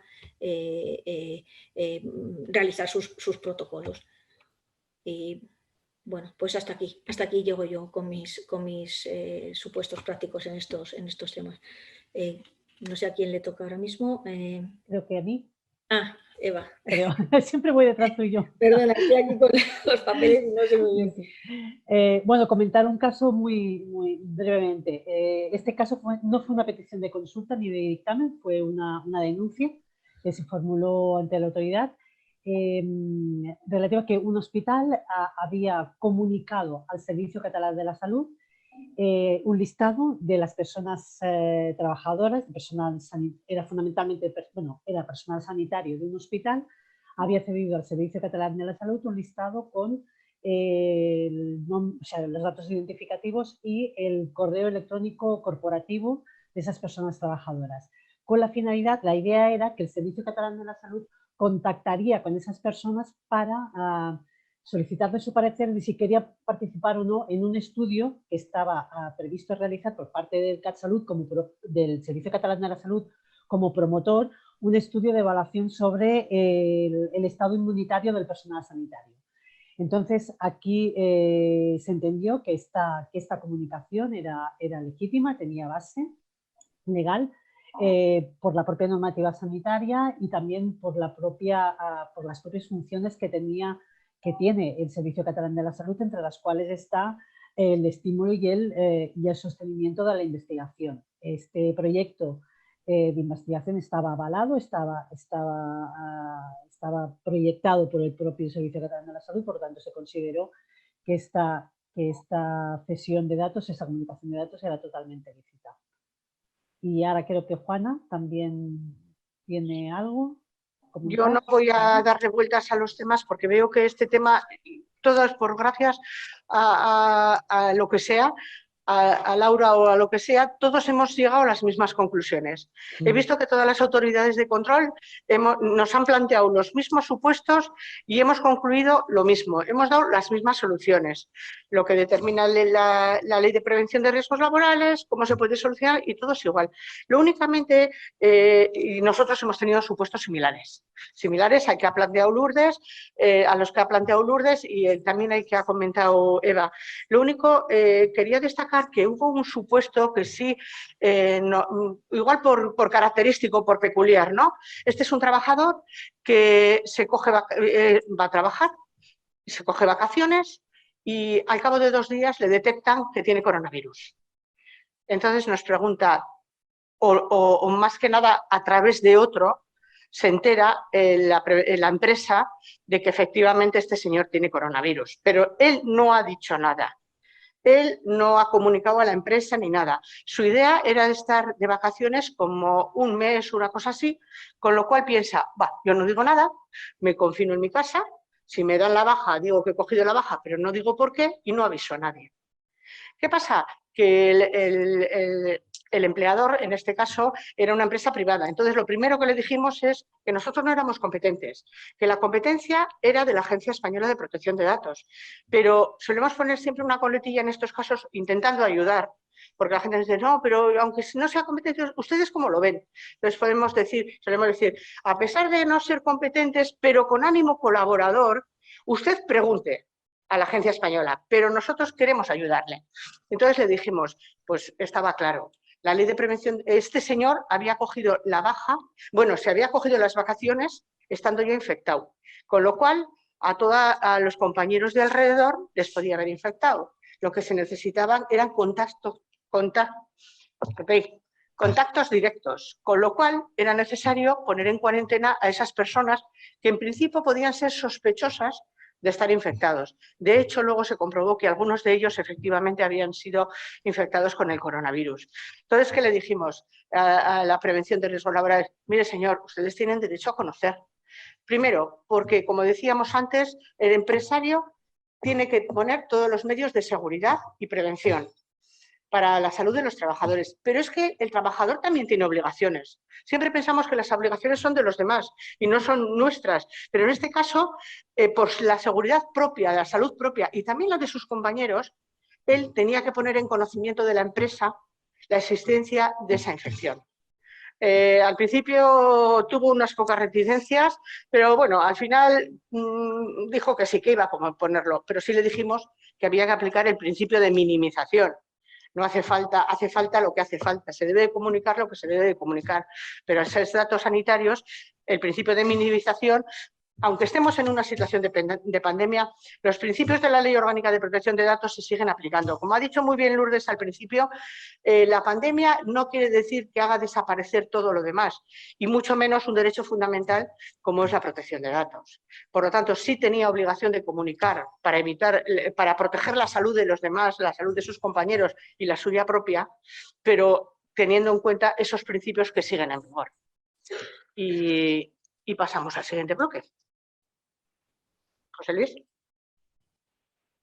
En nuestro caso, en mi caso, ibas a poner un par de casos de supuestos que ya prácticamente se han tratado. Uno tiene que ver con la publicación de datos en un tablón de empresa, concretamente los calendarios de realización de los test anti-COVID, ¿no? Y lo que aquí venimos a decir es la aplicación fundamentalmente del principio de minimización en relación tanto con lo que se pone en el tablón como con quien puede acceder al tablón. No puede estar el tablón accesible por todo el mundo y más en un centro donde puede haber personal externo, ¿no? La valoración de alternativas de comunicación más directas con los trabajadores. Y respecto al acceso de los datos del empleador a los datos médicos, por ejemplo, justificativos de la adecuación del puesto de trabajo, de pertenecer a un grupo de riesgo, pues lo que vamos a decir es esencialmente que se tendrá derecho a la conclusión, el empresario tendrá derecho a la conclusión que los equipos de valoración tomen respecto a esas alegaciones que haya podido hacer el trabajador, pero no respecto a los datos médicos que puedan figurar en los justificantes correspondientes. Por último, en este bloque, Lourdes tenía un caso, vuelvo a insistir en la brevedad de las respuestas, por favor, en relación con la información de anticuerpos COVID para oferta y búsqueda de empleo. No sé si lo quieres exponer rápidamente. Sí, bueno, intentando ser lo más escueta o ir lo más rápido posible. Desde la agencia hemos considerado que en estas situaciones, o sea, el que se solicite a las posibles personas trabajadoras o esta información, hemos considerado que son prácticas que constituyen una vulneración de la normativa de protección de datos aplicable. El haber padecido el coronavirus y desarrollado anticuerpos de esta enfermedad es un dato personal relativo a la salud. No sería lícito un tratamiento de datos de salud como este como el expuesto por parte de una empresa, basándose en el consentimiento de la persona candidata, porque no es un consentimiento libre. Solicitar información sobre el estado de inmunidad frente al COVID-19 iría más allá de las obligaciones y derechos específicos que impone la empresa, que impone a la empresa la legislación de derecho laboral y de seguridad social. La finalidad del tratamiento tampoco sería legítima y en ningún caso se debe incluir, estamos diciendo que en ningún caso se debe incluir información de ser inmune a la COVID-19 en un currículum. Y aquí, bueno, quería lanzar así una pregunta que se nos dio el otro día, que nos plantearon, pues, ¿qué ocurre en el caso de trabajadores sociosanitarios o sanitarios que van a trabajar en un establecimiento sanitario o una residencia de ancianos o de discapacitados? Bueno, en estos supuestos hemos resuelto, o el otro día hice la respuesta, y resumiéndolo, podíamos considerar que la finalidad de este tratamiento podía ser legítima siempre y cuando se le preguntara al candidato seleccionado, al candidato que ya ha sido seleccionado, y solamente a los efectos de su vacunación antes de su de que se le pueda vacunar en caso de no estar vacunado, antes de empezar a prestar sus servicios. Pero no que sea una pregunta que con carácter general se haga a los candidatos y que de alguna manera pudiera ser merecedora de considerar ese candidato como válido o no válido, o sea, en función de si está vacunado o no vacunado. Nada más, hasta aquí era lo que quería comentar de este tema. Muy bien. A continuación vamos a ver un par de casos relacionados con la comunicación de datos de personas contagiadas. Algo hemos hablado ya de esto. Y nos van a comentar primero Lourdes y luego Juana. Con brevedad, por favor, perdónenme que insista. Sí. Bueno, pues esto realmente son varias consultas las que se nos han dado en este sentido y quería, como una avanzadilla, pues decir que, bueno, por parte de ayuntamientos pequeños, pues se nos ha hecho esta pregunta, si esta información puede recogerse por parte de la policía local, en concreto un ayuntamiento de un municipio que era de Andalucía en concreto, pues había emitido un bando a todos los vecinos diciendo que se solicita a todos los vecinos su colaboración para facilitar al ayuntamiento los datos de aquellas personas que hayan dado positivo en las pruebas de COVID, así como aquellos otros que presenten síntomas o estén en cuarentena. Bueno, pues el motivo de este bando, de la emisión de este bando y de la petición de esta información a todos los vecinos era para crear una base de datos y que la policía local pudiera controlarlos. Bueno, pues en estos supuestos, a ver, la cesión, por supuesto, es absolutamente desproporcionado. La cesión a la policía local, a la policía en general, a la policía local, o puede ser a la policía o fuerzas y cuerpos de seguridad, en el sentido amplio, de los datos de contagiados por parte de las comunidades autónomas, sí que podría ser conforme a la normativa de protección de datos. Bueno, ante esta cuestión, lo anterior, por supuesto, no era proporcionado, efectivamente, y en cuanto a la posibilidad de que la policía, la cesión a la policía de datos de contagiados la cesión a la policía por parte de las comunidades autónomas, las autoridades sanitarias que cedan a la policía datos de contagiados, si es posible y si sería conforme a la normativa de protección de datos. Bueno, en este supuesto concreto hemos desarrollado la respuesta diciendo que la protección de los intereses vitales de las personas corresponde en el ámbito de la salud a las distintas autoridades sanitarias en las diferentes administraciones públicas. Estas administraciones públicas podrán adoptar las medidas necesarias para salvaguardar a las personas en situaciones de emergencia sanitaria. La base jurídica para el tratamiento y la comunicación de datos a la policía con la finalidad de controlar por parte de las autoridades sanitarias, no a la inversa, de controlar que las personas contagiadas guarden el periodo de cuarentena impuesto por las autoridades sanitarias en casos excepcionales, como pues el control de epidemias y su propagación, lo sería por el cumplimiento por razones, en este caso, de un interés público esencial previsto en el apartado G del artículo 9.2 del Reglamento General de Protección de Datos, que en todo caso resultaría necesario para el cumplimiento de una misión realizada en interés público. Y en todo caso, el tratamiento de estos datos insisto en lo que venimos insistiendo a lo largo de los comentarios de estos casos, el tratamiento de datos debe observar los principios establecidos en el Reglamento General de Protección de Datos, y en particular minimización, el principio de minimización, el de limitación de la finalidad y el de conservación de esta información. Creo que ahora Juana va a comentar algún otro supuesto. Nosotros nos hemos encontrado con supuestos similares y entonces no voy a ser reiterativa. Lo único destacar quizás que tuvimos una consulta por parte del Departamento de Salud del Gobierno vasco. Dentro de la Comunidad Autónoma Vasca tenemos por una parte el Departamento de Salud, integrado dentro del mismo Osakidetza, Servicio Vasco de Salud, que es la que presta la asistencia. Entonces el Departamento de Salud nos planteó una pregunta doble. Primero, ¿tienen obligación las entidades privadas de transmitir e identificar a aquellas personas enfermas de COVID que hayan hecho pruebas o vayan dentro de que hayan prestado su asistencia a ellos? Es decir, ¿hay que comunicar los datos identificativos de esos pacientes positivos de COVID? Y por otro lado planteaba si una vez, si estaba legitimado ese traslado de la información, si a su vez por parte del Departamento de Salud podía comunicarse dicha circunstancia a Osakidetza para su inclusión dentro de la historia clínica y así poder valorar más la situación. Nosotros entendimos que efectivamente la ley, tanto la Ley General de Sanidad como las medidas urgentes, como todo lo que es la legislación sanitaria, tanto estatal como de las comunidades autónomas, legitimaba para que las entidades privadas, como colaboradoras en este caso, como se estableció cuando existieron las medidas especiales, como colaboradoras de la propia sanidad pública, tenían la obligación legal estaban legitimadas para identificar y comunicar al Departamento de Salud.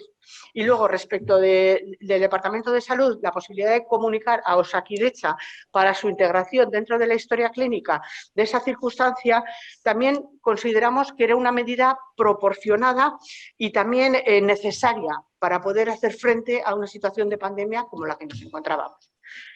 Y no voy a seguir porque andamos muy mal de tiempo. Muchas gracias Juana, y por ese motivo me voy a permitir saltarme un par de bloques de los que teníamos previstos y vamos a pasar directamente al uso de la mascarilla. El uso de la mascarilla ha sido uno de los elementos que claramente ha contribuido a mitigar la expansión de la pandemia.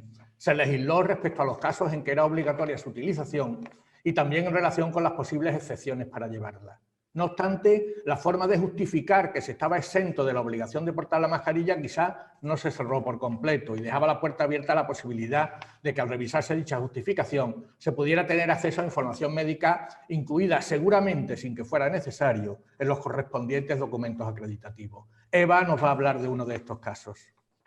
Bien, se planteó una consulta a la autoridad en este sentido, es decir, como todos sabemos, las autoridades sanitarias establecieron una serie de medidas, entre ellas la utilización de la mascarilla en los transportes públicos. Pues bien, también se establecía que había la exención para determinadas personas que tenían determinadas patologías de la utilización de las mascarillas. Pero lo cierto era, como comentaba José Luis, que no se estableció qué justificante o qué tipo de documento acreditaba tal circunstancia. Obviamente podría ser un certificado médico o cualquier documento análogo, pero lo que estaba claro es que algún dato de salud tenía que contener. Entonces se planteó hasta qué punto el personal ferroviario y el personal de la seguridad privada que podían solicitar a la persona que no llevaba mascarilla a ese documento. Pues bien, se analizó que en base a la normativa ferroviaria y también en base a la normativa de seguridad privada, este personal, como tenían que velar por el cumplimiento de la normativa en las instalaciones de los transportes públicos y entre ellas la normativa sanitaria, podían solicitar la documentación que eximía del uso de la mascarilla y que obviamente tenían que conocer los datos que ese documento incluía de relación a los datos de salud porque era inevitable. Y ya está, este es el caso en concreto. Muchas gracias Eva. Ahora tenemos dos bloques, uno dedicado a investigación y otro a aplicaciones, apps que surgieron ya sea para una autoevaluación o para hacer el seguimiento. Entonces nos van a hablar y voy a intentar mezclarlos los dos bloques para ir más rápido. Entonces, tanto Lourdes como Eva nos van a plantear algunos casos que han tenido en tema de investigación y en tema de análisis de aplicaciones, de apps. Empezamos con Lourdes. Bueno, pues en temas de investigación, pues en concreto hemos recibido una consulta sobre la realización de ensayos clínicos con medicamentos y la posibilidad de acceso remoto con verificación de datos fuentes por parte de los monitores de los ensayos clínicos. Bueno, el planteamiento de la consulta partía de que, bueno, como consecuencia de la declaración de pandemia y siguiendo las recomendaciones de las autoridades sanitarias de evitar el máximo contacto entre las personas, pues han tenido que adoptar medidas de distanciamiento que han afectado a múltiples actividades relacionadas con la función investigadora en los centros sanitarios. Una de estas actividades ha sido la realización de ensayos clínicos con medicamentos. Entonces, para que estos ensayos clínicos tengan validez, pues deben tener un seguimiento continuado que realizan los que llamamos monitores, puesto que esta monitorización estaba en ese estado y ahora está actualmente dificultada, pues lo que la consulta que se planteaba era sobre la posibilidad de acceso remoto con verificación de datos fuentes por parte de los monitores de los ensayos clínicos como una medida excepcional para garantizar la continuidad y monitorización del ensayo. Bueno, pues la respuesta que se dio desde la Agencia Española de Protección de Datos, bueno, partiendo del marco del RGPD, de la posición jurídica que tienen promotor y monitor, es decir, el promotor es un responsable del tratamiento y el monitor es un encargado del tratamiento y que tienen una relación jurídica y que se articula conforme al sistema de garantías del artículo 28 del reglamento. Y entonces lo que se hacía era se nos presentaba una adenda al contrato de encargado de tratamiento que es suscrito entre el promotor y el centro, en el que se está realizando el ensayo clínico y se analizaban las garantías aportadas para llevar a cabo esta monitorización remota de los ensayos clínicos. Como parte de estas garantías, por parte del centro se habilita un sistema de acceso remoto a la información para estas labores de monitorización del ensayo. Estas garantías se incluye también la verificación de datos fuente como una alternativa a la monitorización presencial que podría ser utilizada para dicho ensayo, en tanto la situación sanitaria derivada de la emergencia de la pandemia del COVID-19 así lo requieran y de acuerdo con los criterios establecidos por la Agencia Española de Medicamentos y Productos Sanitarios. Se asumen compromisos por parte del promotor que garantiza que el monitor va a llevar a cabo sus funciones conforme a los procedimientos normalizados de trabajo, accediendo únicamente a la información necesaria para la realización de estas funciones, aplicando ese principio de minimización del que tanto hablamos. Y por otro lado, el promotor suscribe con el monitor un acuerdo de confidencialidad específico. El promotor también se compromete a cumplir la totalidad de las medidas implementadas por el centro en los términos que están establecidos en el protocolo de seguridad y asume también la responsabilidad de su incumplimiento. Y también el protocolo de seguridad de la conexión remota para el entorno de la monitorización de ensayos clínicos incluye las garantías detalladas sobre los requerimientos de administración de acceso para el monitor, es decir, la gestión de logs, las auditorías, etcétera. Bueno, pues todas estas medidas que nos planteaban han sido auditadas y también han sido confirmadas previamente a la presentación de consulta a la agencia. Y bueno, pues nosotros en relación a esta documentación que se nos planteaba, desde la agencia se informó favorablemente la posibilidad de realizar estas actividades de monitorización remota con verificación de datos. Este es un poco el supuesto práctico que queríamos comentarles, en la consulta que queríamos comentarles. Si queréis, hago una breve mención al tema de las apps y webs de autoevaluación. Sobre estas apps y webs de autoevaluación, desde la agencia hemos resuelto o hemos respondido que la utilización de estas aplicaciones y el suministro de la información debe ser siempre voluntario. El tratamiento ulterior de estos datos siempre se va a realizar en base a dos bases jurídicas. Por un lado, el interés público y por otro lado, los intereses vitales de los afectados y de terceros, siempre sin consentimiento de ellos, de aquellos.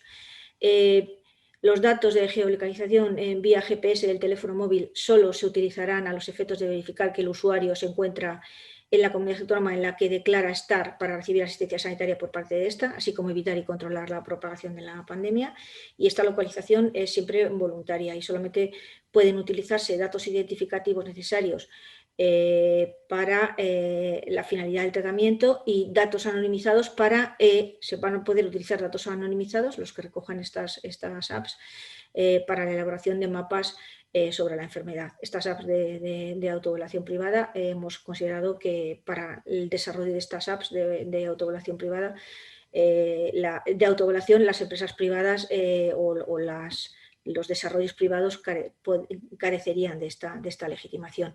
Y paso a Eva que comente los supuestos que tenía previsto para estos bloques.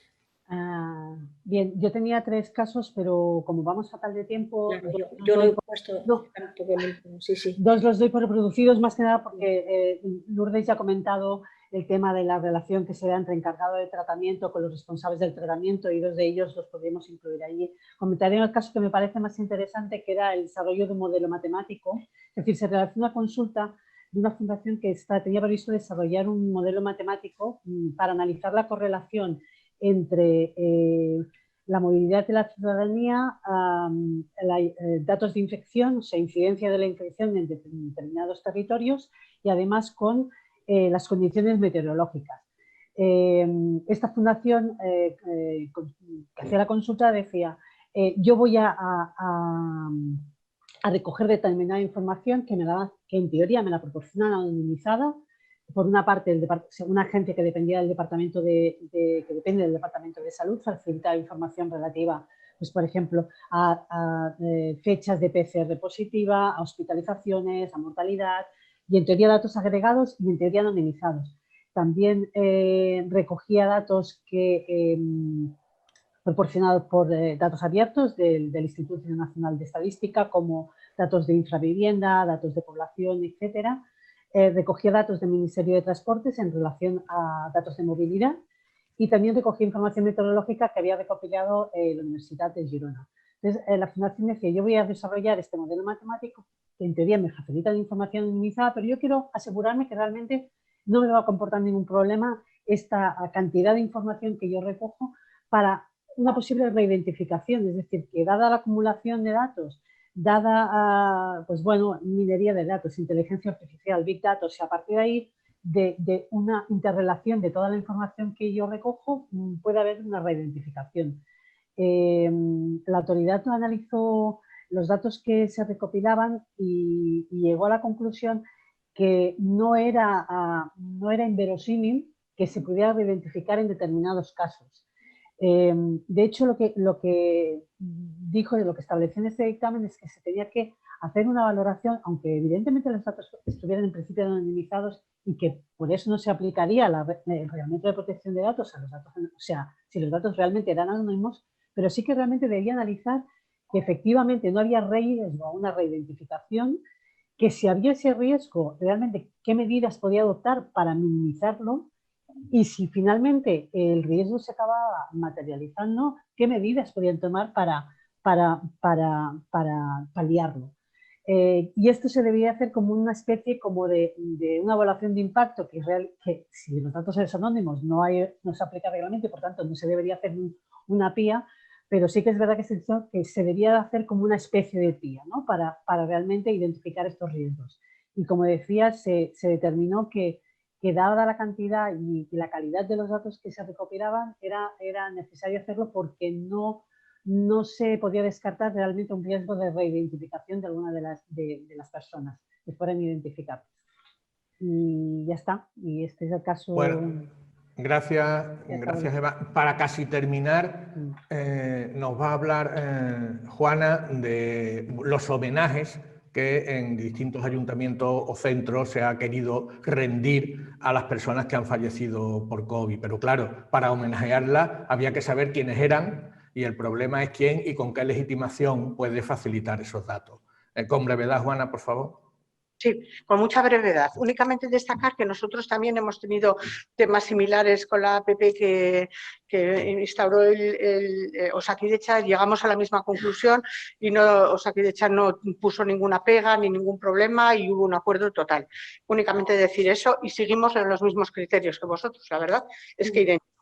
Y luego respecto al tratamiento de datos para los actos de los fallecidos, como decía antes, se saca lo mejor y lo peor.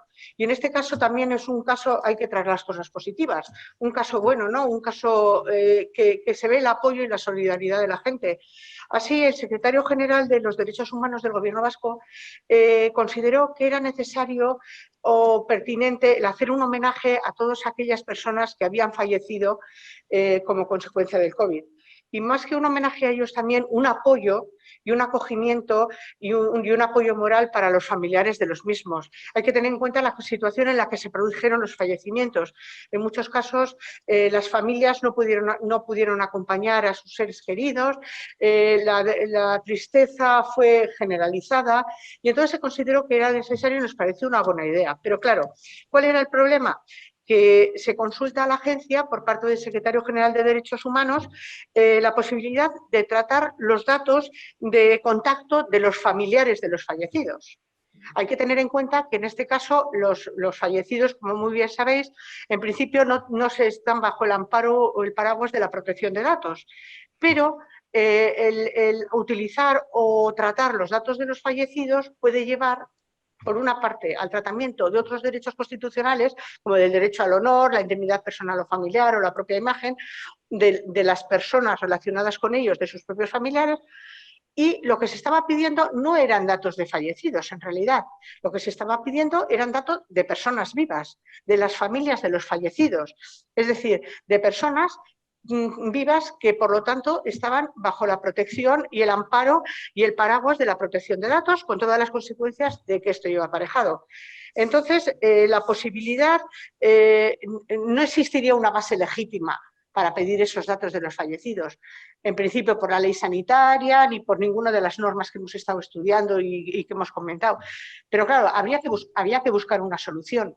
Y dijimos, pues la solución más lógica y sensata sería pedir el consentimiento por parte del Departamento de Sanidad, pedir el consentimiento a los familiares de los fallecidos para que fueran tratados sus datos por parte de la Secretaría General. En principio, esa era la legitimación, se versaría en el consentimiento, por supuesto. Pero claro, si se les podía informar por parte del Departamento de Sanidad, de salud, de cuál era la situación y si querían participar en ese homenaje. Porque aquí cada uno somos de nuestro padre y nuestra madre y a lo que a mí me puede parecer muy bien, a otro le puede parecer muy mal. O dice, yo no tengo ningún interés ni en homenajes ni nada. Yo la procesión la llevo por dentro y no quiero saber nada. Entonces, ¿qué pasa? Dijimos, bueno, pues si supone un problema para la comunicación del Departamento de Salud con porque fueron bastante los fallecidos, con todos y cada uno, porque está en su base de datos de los familiares, vamos a hacer otra cosa. Si no, se puede hacer público el hecho de que se va a proceder a un homenaje y todo aquel que quiera que sean homenajeados sus familiares fallecidos, lo único que tiene que hacer es ponerse en contacto con la Secretaría General y comentarles. Fue muy bien acogido el tema, y tanto por la Secretaría General como por el Departamento de Salud. Y por otra parte, en relación con el mismo, y ya termino, el caso fue el siguiente. Un ayuntamiento nos pregunta a ver si en la residencia de su pueblo, que es una residencia pública, se han producido una serie de fallecidos y lo que quieren es hacerles un homenaje a los fallecidos de su pueblo y ponerles una placa conmemorativa en el parque municipal. Entonces dice, claro, pero esos datos dice la residencia, nos pregunta la residencia, ¿puedo darle el dato de los fallecidos dentro de la residencia al ayuntamiento para que éste pueda realizar ese acto homenaje? Hay que tener en cuenta que los datos de los fallecidos forman parte de la historia clínica. La finalidad de la historia clínica no es hacer un homenaje a nadie. Entonces dijimos, bueno, pero hay que buscar una solución. El ayuntamiento quiere hacer un homenaje. La gente, mucha, quiere que se les haga un homenaje.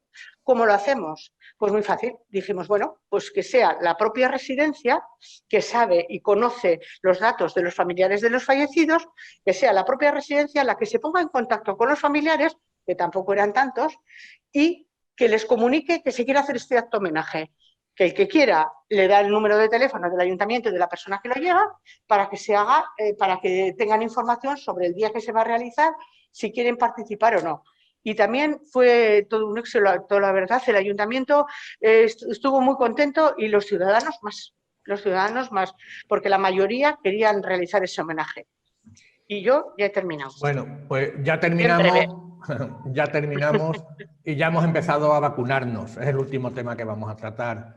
Hemos empezado a vacunarnos y también el tratamiento de los datos de la vacuna y el posible registro de las personas vacunadas, pues tiene sus problemas. Aprovecho para colar una de las preguntas, porque luego no va a dar tiempo, que han hecho al respecto. Y es que una pregunta dice, ¿puede tener la empresa legitimación para saber quién está vacunado contra el COVID y tener un registro de vacunados? Dejo aquí a Lourdes y a Eva, que van a exponer sus casos y seguro que en su exposición podrán dar respuesta a esta pregunta. ¿Voy yo primero? No. Lourdes, ¿quién va? Creo que vas... Bueno, vas tú, Eva. Vale, Eva, sí, Eva. explico brevemente el caso. Este era un caso, no una consulta, era una denuncia. Una persona que denunció, he oído campanas, he leído en los periódicos que se ha creado un registro de vacunación de Cataluña, en lo cual se apuntarán las personas, que también se apuntarán las personas que se registrarán, perdón, allí las personas que se han vacunado y también las que no se han vacunado. Y esto, oh por Dios, supone un registro de una base de datos de personas antivacunas y para conspiranoicas y todas estas cosas que ya sabemos Miguel Bosé y Victoria Abril que acabarían en este registro, obviamente, que denunciaba la señora. La cuestión es que efectivamente un decreto ley del Gobierno de Cataluña creó el registro de vacunación este registro de vacunación en el cual se incluían no solamente los datos relativos a la vacunación de COVID-19, sino también a otras enfermedades inmunosupresoras, pero en cualquier caso este decreto ley establecía claramente qué datos había de incluir en ese registro. Y en relación al COVID-19 es verdad que se incluían, estaba previsto que se recogieran los datos de si no, esa persona no se había vacunado, ¿por qué razón? Pero eran números, unas razones tasadas, o bien porque aquella persona había decidido no vacunarse por su libre decisión, bien porque estas personas ya eran inmunes o bien porque tenía contraindicaciones. Se dejó claro que este decreto ley en absoluto establecía que estaba previsto que se recogiera el dato relativo a por qué razón la persona no se quería vacunar.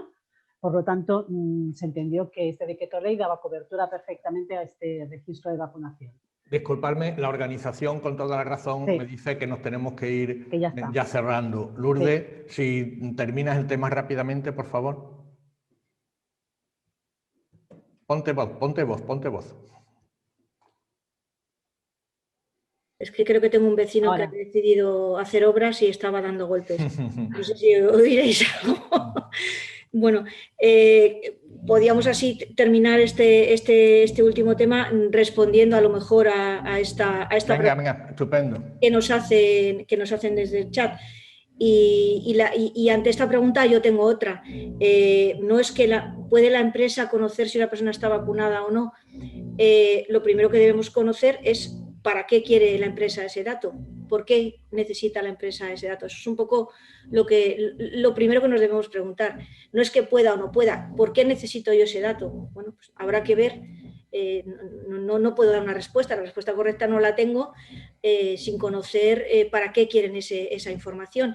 Y no sé qué tipo de empresa es, a lo mejor es un establecimiento, es un hospital, no lo sé. Deberíamos conocer para qué quieren, para qué. O sea, es un poco la pregunta que nos debemos hacer. No es si se puede o no se puede. ¿Por qué estamos pidiendo ese dato? ¿Para qué? Y bueno, y me viene muy bien al hilo de esta consulta rápida que se nos ha hecho y que quería comentaros.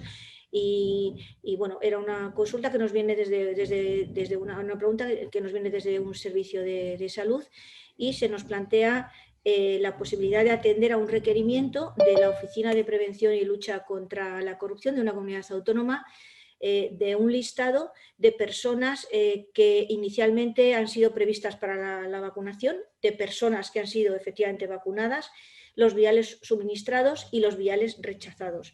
Están solicitando un registro de alrededor de 108.000 personas. O sea, en este caso lo que pide ese requerimiento es nombre, apellidos y DNI de las personas vacunadas, identificación del grupo al que corresponde el protocolo de vacunación, día y hora de la primera y segunda dosis, y la identificación del vial suministrado a través del código numérico.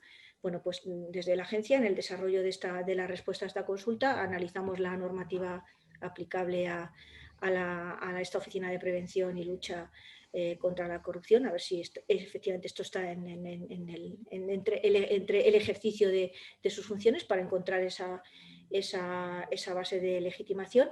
La información correspondiente al hecho de la vacunación, por supuesto, es un dato de salud. Tenemos que encontrar esa base de legitimación. Esa base de legitimación la podríamos encontrar en el apartado G del artículo 9.2 del Reglamento General de Protección de Datos, por avanzar. También tenemos que tener en cuenta la doctrina que venimos manteniendo, porque así nos lo ha venido diciendo nuestro tribunal, los tribunales. Perdóname, Lourdes, me dan ya un ultimátum de que tenemos que cortar. Hemos venido, bueno, con independencia de que podríamos encontrar esa base de legitimación para atender a ese requerimiento de la Oficina de la Corrupción de las Islas Baleares, en este supuesto concreto resolvimos que en el presente caso esa solicitud se consideraba excesiva y contraria, era una petición masiva de datos. Tampoco conocíamos la finalidad, como decía antes, para la que se les está reclamando esa información. Parece ser que esa finalidad pudiera ser verificar el cumplimiento de los protocolos de vacunación en esa comunidad autónoma, pero no se había justificado la necesidad de acceder a esa cantidad de datos. Hemos interpretado que es un tratamiento masivo de datos y que resultaría contrario al principio de minimización. Entonces, muy bien, muchas gracias. Simplemente ya indicar a mí que ha sido un honor poder moderar esta mesa, agradecer a todos nuevamente su presencia y que me disculpéis como moderador mi fallo en planificación que nos ha hecho alargarnos un poco más de la cuenta. Lo único, ceder la palabra a mis compañeras por si igualmente se quieren despedir. Muchas gracias. Bueno, simplemente también dar las gracias a SEIS nuevamente, a mis compañeras y compañeros en esta mesa, y sobre todo también a las personas que han estado presentes al otro lado de la pantalla o presencialmente en la organización. Muchas gracias por la atención. Yo solo quería daros las gracias a todas, también José Luis, y a la organización que cada año nos trata al mejor. La verdad es que es una gozada, da gusto venir a estas cosas de las 6 y no sabéis lo que os habéis perdido. Muchas gracias también a los presentes que habéis estado aguantando aquí mecha, y muchas gracias a todos.